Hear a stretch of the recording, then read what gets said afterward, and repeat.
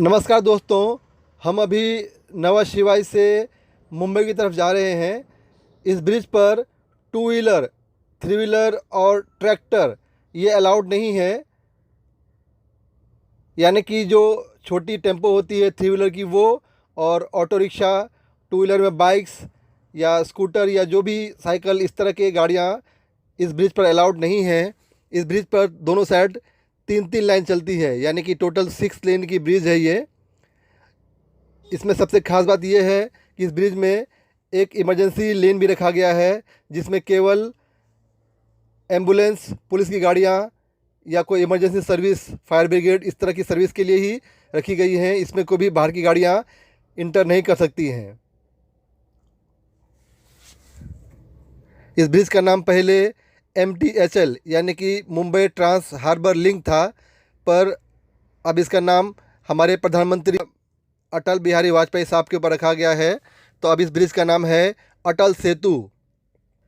इस ब्रिज की टोटल लागत लगी है 18,743 करोड़ रुपए, और इस ब्रिज की लंबाई टोटल 21.8 किलोमीटर है, यानी कि लगभग 22 किलोमीटर। इस ब्रिज का स्पीड लिमिट रखा गया है 100 किलोमीटर पर आवर। लेकिन दोस्तों, ये ब्रिज के स्टार्ट में और एंड में आपको गाड़ी स्लो रखनी पड़ेगी। 40 के आसपास रख सकते हैं, उससे ज़्यादा रखेंगे थोड़ा प्रॉब्लम होगा। हाँ, बीच में आप इसको 100 तक भगा सकते हैं। इस ब्रिज पर लगभग 300 CCTV कैमरे लगाए गए हैं। इस ब्रिज पर जो फोकस लाइट लगाया गया है वो एकदम खास फोकस लाइट है। इस फोकस लाइट की खास बात यह है कि इसका लाइट केवल और केवल ब्रिज पर ही पड़ेगा। इसका लाइट समुद्र के साइड में नहीं जाएगा, जिसका फ़ायदा ये होगा कि जो फोकस लाइट है उससे जो समुद्र में मछलियाँ हैं या जो कोई जानवर रहते हैं समुद्र में, समुद्री जीवों को इसका नुकसान नहीं होना चाहिए, ये सोचकर ये फोकस लाइट लगाया गया है। इस ब्रिज का उद्घाटन 12 जनवरी 2024 को प्रधानमंत्री मोदी जी के हाथों हुआ है, जिसमें महाराष्ट्र के मुख्यमंत्री एकनाथ शिंदे जी भी शामिल थे और अजित पवार साहब भी शामिल थे।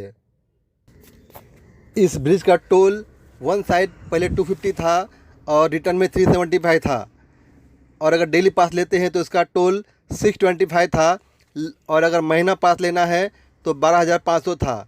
पर ये जो सिंगल टोल था, मैं ये कार के लिए बात कर रहा हूँ, बड़ी गाड़ियों का टोल ज़्यादा है।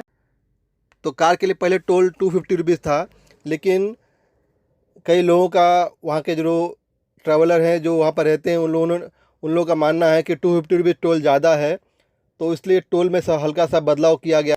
अब अगर आप मुंबई से आप नवा शिवाई की तरफ जाते हैं, तो अगर आप उल्वे की तरफ उतर जाते हैं, यानी कि जो रास्ता न्यू बॉम्बे की तरफ वाशी, खारघर या CBD बेलापुर तरफ जाता है, उसमें आपको सिर्फ 200 रुपये देने पड़ेंगे।